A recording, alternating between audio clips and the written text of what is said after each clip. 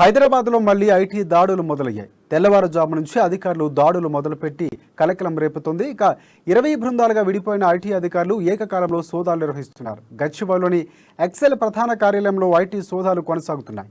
దేశవ్యాప్తంగా ఎక్సెల్ కంపెనీకి చెందిన బ్రాంచుల్లో సోదాలు నిర్వహిస్తున్నట్లు తెలుస్తోంది. హైదరాబాద్లో బాచుపల్లి, చందానగర్లో ఐటీ అధికారులు తనిఖీలు చేస్తున్నారు. ఆదాయ పన్ను చెల్లింపుల విషయంలో అవకతవకలు జరిగినట్లు ఆరోపణలు ఉన్నాయి.